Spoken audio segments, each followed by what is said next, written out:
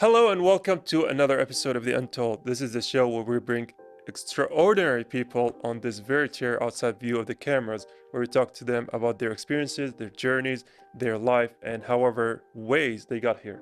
I'm your host, Abdullah Al-Hindiani. I'm joined by my colleague. Marzouk Said, and this is the Untold, the show that's all about great talents and great stories. And I think our story today is kind of unique, or it's the one of its field, and here in the Untold. Yeah, honestly, it's one of the fields that I'm really excited to talk to about, because I have a passion for cameras, I have passion for movies, film, the way they were shot. And for today's episode, we have Badr AlHudaib, who's a content creator, digital creator, director of photography, cinematographer. Mashallah, the words associated with cameras are endless and they all associated with him. A multi-talented guest with inspiration story that started during Corona. If you would like to know more about it and you have passion for videography, then this episode is gonna be very important for you, so don't miss it.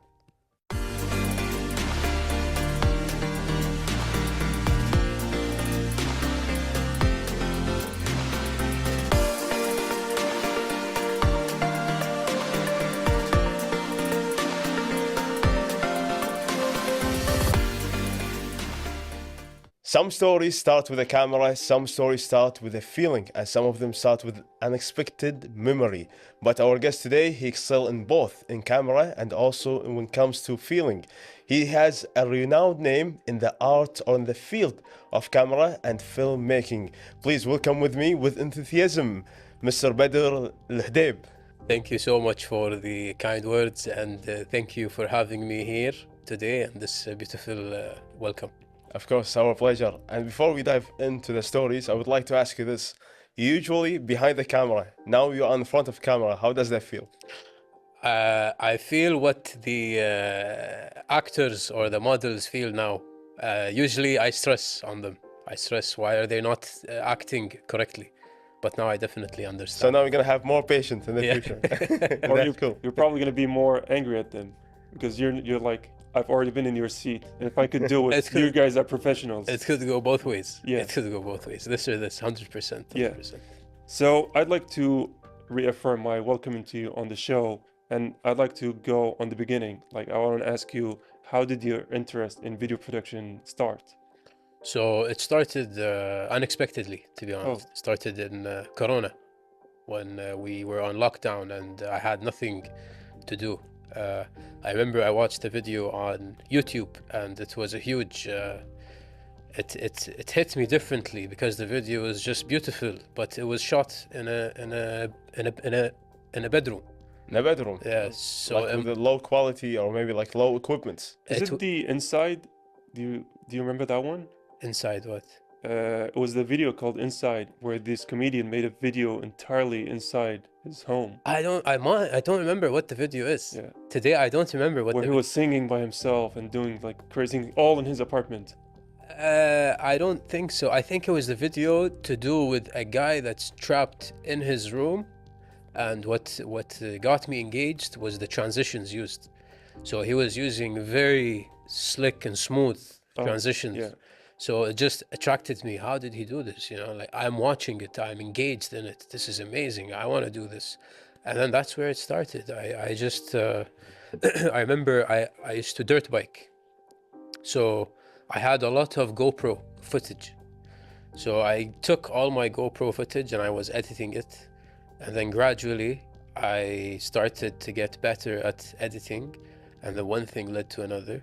And then I suddenly finished all of my GoPro footage. So I was like, what do I do now? So I went in, I grabbed my phone, started filming our garden, filming my dad. I remember I called in my maid or nanny. I was like, hey, cook. I'm gonna film you cooking, She's cutting the tomatoes. I'm trying to do those transitions that I saw. Zooming in, zooming out. Everything. That's really cool, creative. It's like shooting like a vlog. Basically, 100%. And then just one thing led to another, and I just loved it. I loved it. And that's really interesting. Like you remember, Abdullah, like during Corona, even though it was kind of bad times, but it was also like a chance for a lot of people to discover their passion. Yeah, there was a lot of creativity because I remember there was the videos, the stop motion videos where people were filming from the ceiling on them, and then they would do like sports in stop motion, I saw that. like the surfing. So I there's a saw lot of that. creativity I saw there. that. I saw that. Yeah, That's the beautiful part about it. It's a canvas. yeah, There's nothing. There's no right or wrong. yeah. You Of just course. paint whatever you want. And when you like kind of started and gradually becoming like better at it, was there like a direction or like a field that drew you even more No, I went with the flow. with the flow? I just went with the flow. Shooting everything. Everything, because when you start, you don't know what the rules are. Yeah, You just shoot. In your head, you don't know what lighting is. You don't know what composition is. You don't know How to anything. use maybe some apps or To like montaging apps or I like, remember I used the app called Filmora. Filmora is a very basic app. It's what equals to Windows Movie Maker. If you guys Oh, know Windows yeah, Movie yes. Maker. And to classic one. which Yeah. generation are you guys? I made my school project in Windows Movie Maker. It's the That's same. how old I am. Yeah, Yeah, it's the same thing. It's the same concept, and Yeah. actually, it's very simple, straightforward. And I was working on it, and I excelled in it. And I remember my friend, he had a little bit of knowledge, and he never shot anything, but he had a little bit of knowledge on Adobe. okay. Adobe is like the huge monster, Basically, this is the like king. the mother of all montaging A projects. 100%, 100%. So he called me and he was like, "Why don't you try Premiere? Shoot in Premiere." I looked at him. I was like, "No, that's too professional for me. You know, I'm shooting with my phone. It's too professional." It's like, "Try it. I have a subscription. I don't use it. Give it a shot." And I did. I gave it a shot, and I'm thankful for him. Are you still using it? Sulaiman Al-Khlayfi, I'm thankful for him. Well, thank you, Shout out Salman to Sulaiman. Al-Khlayfi. Yeah, I'm thankful for him. I moved. I did use it for the longest time. Then I moved to DaVinci. DaVinci Resolve. I was just gonna say, because I used to do a little bit of montages, Yeah. but I always tried to go outside of what was popular. So I was on first Sony Vegas, and then I went to DaVinci. DaVinci is the best. It's the I haven't best. tried Vegas. I haven't tried Vegas. I think they stopped Vegas entirely. Yeah, I haven't yeah. heard anyone who used it for a while. Well, this was like 10 years ago. So Yeah. yeah. You are a very It- old yeah. generation. You know why I did it? Because back in my university, I used to edit movies, especially like movies that are two parts. Yeah. Like, Okay. I remember like Kill Bill 1 and 2. I used to make them to one movie. Oh, And then I nice. tried to do the same for Star Wars, and Nice. that's why I got into editing for some time. Nice. Seems like we're all in the same field then. Yeah, 100%. Can you guess like the first program that I worked in? the first program you worked on. Windows For my- Movie Maker. No, it was like After Effects. Is it the garage? I something just like from- jumped to the hugest and hardest That's app. the of- toughest. Yeah, that's a tough one. That's It's a very tough one. Yeah. After Effects needs like proper expertise, knowledge. Exactly. To me, After Effects is like next level. But the beautiful thing about DaVinci is it combines everything. It's for everything. It has After Effects, it has Premiere, it has a crazy platform for Filters. coloring on it is Yeah, beautiful. coloring is the best. It's beautiful on DaVinci. It's also the most used, I believe, software in Hollywood. So if it's good for Hollywood, it's good for your everyday Yeah, usage. Hollywood use it for coloring mainly, Yeah, but they use Premiere for the editing process. yeah, Speaking out of fairness, Premiere is the better option to edit, yeah. but DaVinci is the better option to color. Color. But I got used to DaVinci to do everything. So to me, I'm done with Premiere. I canceled my Adobe prescription. خلاص, and I'm with. And now with CapCut coming, what do you think of that? I'm not a CapCut guy. I'm not a CapCut. Not a big fan. No, I'm an intense editor. Intense editor. I like the PC. I like the feel of the PC. Like the engines and everything going on and the capacity, the GPU. 100%. That's what gets you in the mood. 100%. Sometimes when you are working on like a project, there are some people who already been in the same field that you could get some inspiration from them. So for you, was there like a role model? I think later on I did get a role model. Yeah, I have two role models in this field. Allah يذكرهم Like بالخير. Middle East or like European or like No, they're Kuwaiti. Kuwaiti? Both of them are Kuwaiti. Aziz Al-Jasmi and Mohammed Al-Nashmi. These two are the top to me. Their work is unique. They're two different types of works, but both of them hit the platform in a very unique way, and they know how to solidify their work. Yeah. It stands out 100%. Well, shout out to them, obviously. 100%. Yeah, shout out to them. Yeah. Yeah. And you did mention that when you started, those are kind of your influences. So I want to hone in on that point. Do you remember the first video you worked on? Personally, yeah. Yeah, I do. It was my maid, the one that I just talked about. Oh, the cooking. Yeah, cutting the tomatoes.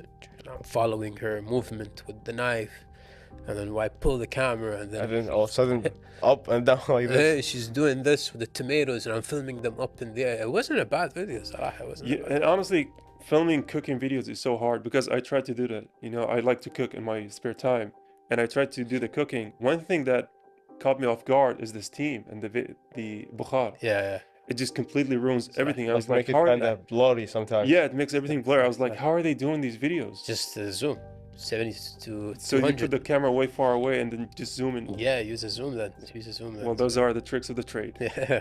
So when you first beginning shooting your video, did you use like a camera or a phone? I used the phone. I started off with a phone, and I was doing my best to make things look nice. But at that time, my phone wasn't great. Okay. But to me, it was wow. You know, it's something new to me. Wow. And when the lockdown opened up, I went and got a very small Sony camera. Yeah. Because in lockdown, nobody spent any money. So Exactly, our yeah. bank accounts was just, you know, it was And Sony prices are kind of up, you know. the amount of money I was saving was really good. You Yeah. know, as soon as lockdown came out, I was like, I'll buy this little camera. It was like 600 KD, and I started using it. I started working on it, and I learned it. I think it was a very good base for me to learn the settings of a Sony camera or any camera, exposure, ISO, f-stop, shutter. Like that was the biggest period of my field where I learned, and I had so much information put into me. Yeah. So before all of the, all of the antics and all of this turned into, let's say, a hobby and then into a profession, have you always like tried filming stuff, like even as a kid for family gatherings, going out? Have you tried, shooting stuff, or was it just random during COVID period? I mean, I like like today it wasn't expected. I didn't expect myself to be where I am. As a kid, I did have a little Casio camera, but I was doing small sketches in my room. I would do sketches, like I would act like I'm the good guy, and then I'd go dress up and I'd act like the bad guy, and I'd just put a little thing together. But in a way, this is like, it's similar to shooting, right? Because you're basically visualizing stuff. Yeah, but I never thought It's like storyboarding. a little bit. It's like the breadcrumbs, It was more like ashwai. It was more like Random. Yeah. random. Yeah, it was very random. And then that was in middle school, and then I came to high school, and I dropped the camera. That could segue into our break, with a little bit of fun message, is that if you can't find someone to do it for you, just do it yourself, Yeah. right? And with that, we're going to take a quick break and we'll come right back.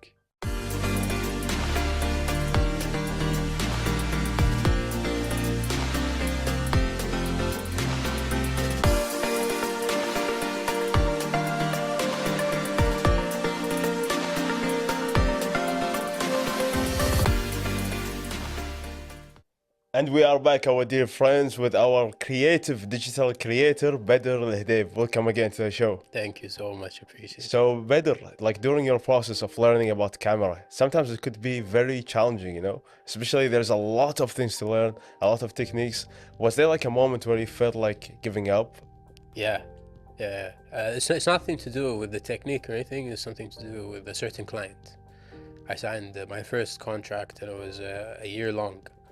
And the client had zero creative skills. And I respect everybody I work with, and I respect their input and their opinion.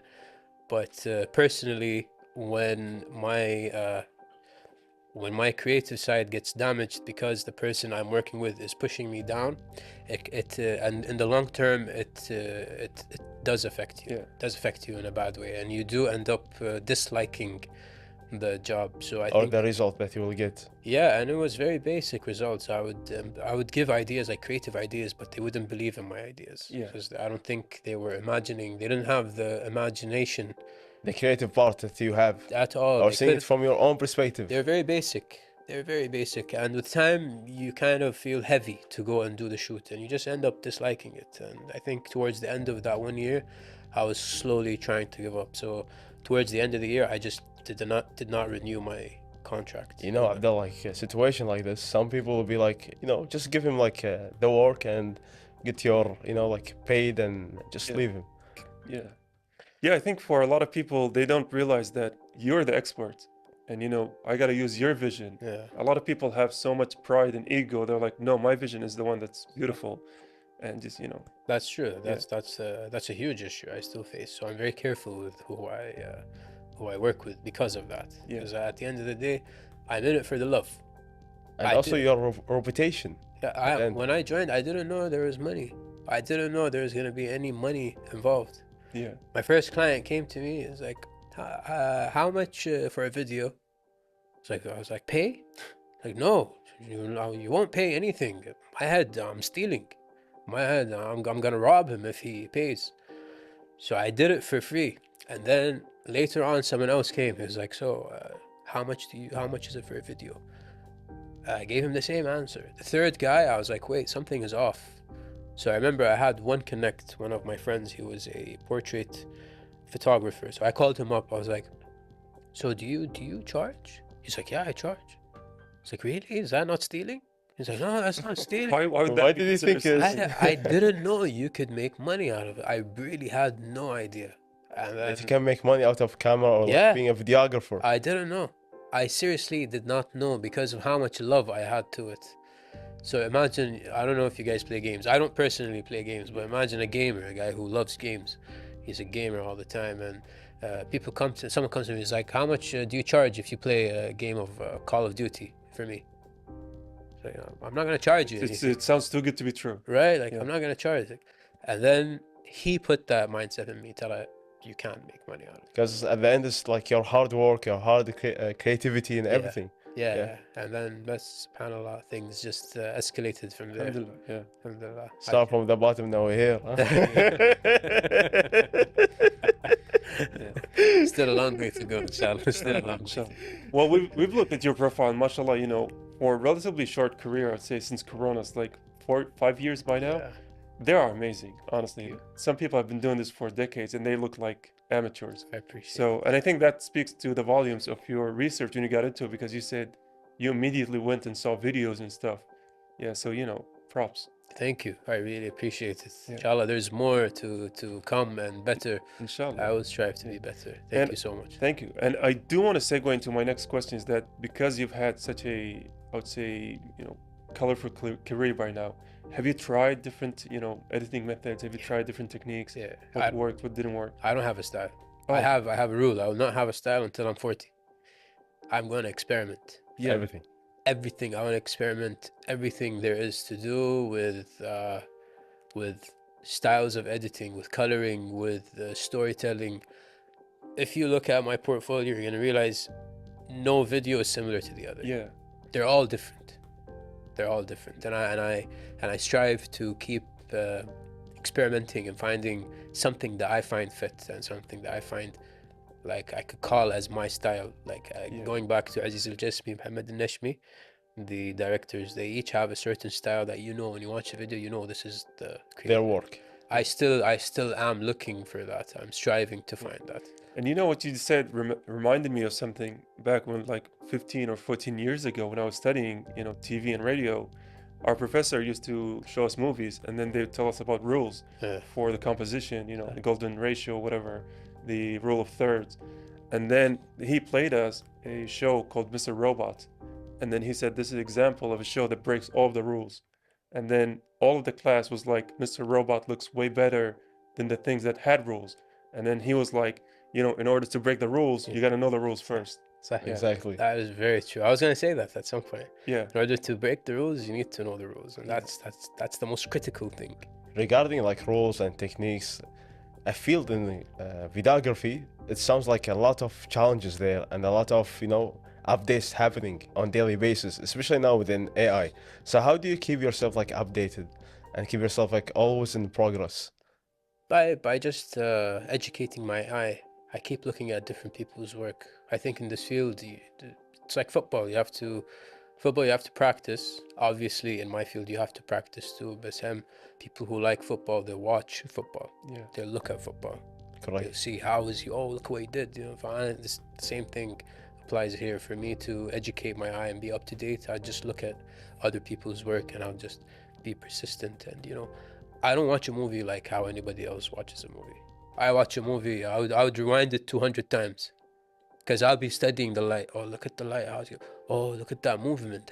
How did he do that movement? And then my brother is next to me, and I'll be like, "Yo, I'm sorry, I didn't watch it. Can we go back? I didn't hear anything."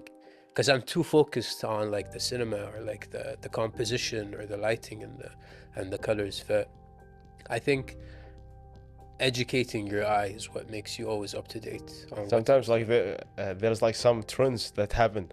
Was there like a time where a trend in videography happened and you took it to implement it in your project or something? One time. It was the Wes Anderson. Wes Anderson. Yeah, Wes Anderson one. I did it because he's a good director. He's one of the most stylish directors Yeah, ever. he's a good director. He's a really good director. He's all about symmetry, and I was like, yeah, I want to hop on this.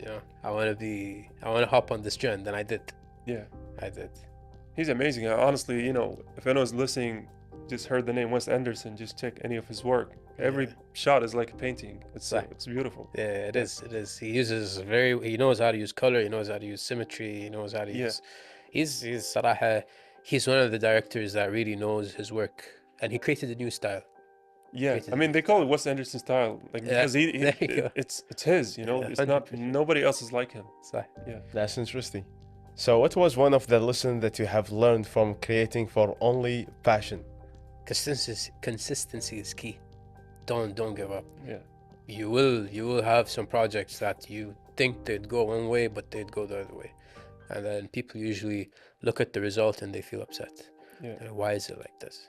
It's also like a muscle memory, right? It's like if you don't play football for so many years, you're not gonna come back and be Messi, Yes. right? Yes. If you leave shooting stuff for a lot of time, your vision, your eye, your composition is not gonna be the same. So you're gonna educate. You have to educate it. You have to keep educating it. It's So I become think, like a second nature.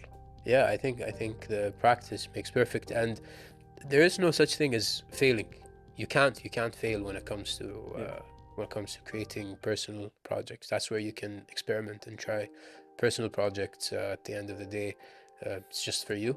And if it doesn't go the way you want to, just take it as a lesson. Don't be upset. Don't Give up. Yeah, don't feel like, oh, khalas. Some people, when it doesn't go their way, they're like, I don't want it. I don't want to do this. Or I'm the type that just keeps trying. I don't give up. It's really interesting, like how you got into photography or videography after really like a long period working like in a bank, and it's not like you started from younger age. Some people also like who are watching us right now, they think I should start at something when I was like at younger age. Yeah. Not like later, because I will not be able to catch up with those who are in the same field that's been doing it for a long time.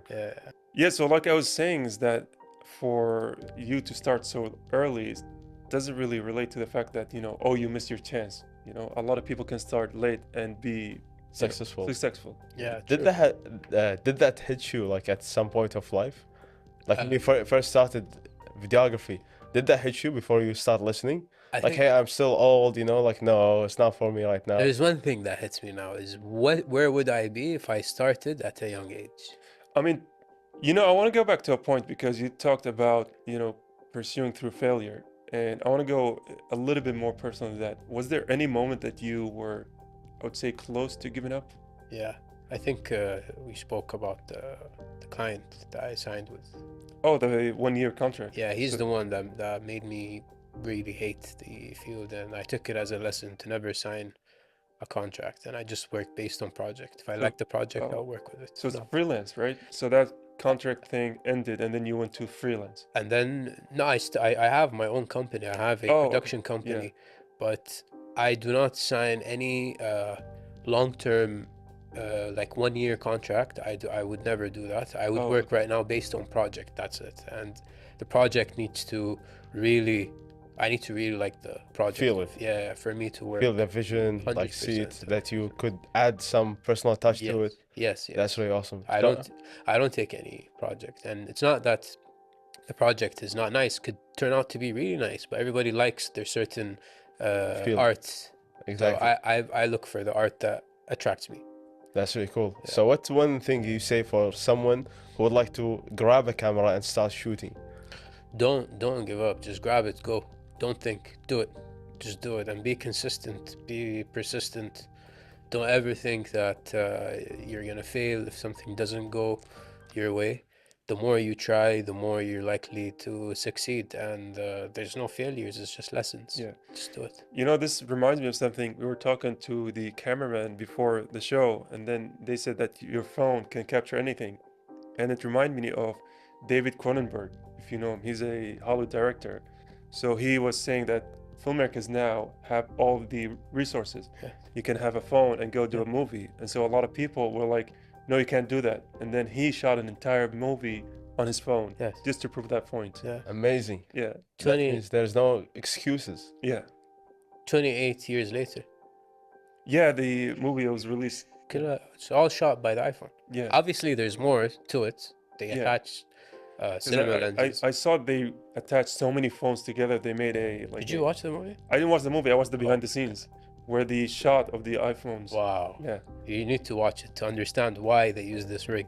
Oh, okay. It was Yeah. like a rig of, I think, 15 or 30 phones. Yeah, it was like surrounding the actor. Yeah, it's like a Yeah. semicircle. Yeah. And spoiler alert, it's they use it so when someone gets killed or like an action shot happens, the camera pauses here and you see the camera panning and it's as if time freezes, Oh. comes around here, and then you see the person being killed or the zombie. Oh, that's a cool trick. Yeah. It's beautiful. You know, the thing that saddens me the most is that we've reached the end of our time, and just now we got into talking about movies, which if everyone on this program knows, I can spend hours talking about movies. But unfortunately, we do run out of time on this show. You know, this was amazing. Absolute pleasure. Thank you for having me here, and it was great. It was Of course, absolutely. thank you, Badr, and hopefully, inshallah, in upcoming episode, you're gonna talk more about videography and also creative projects that you will work on in the future. Wish you all the success. And now, dear viewers, we're gonna take a quick break, and then we're gonna be back.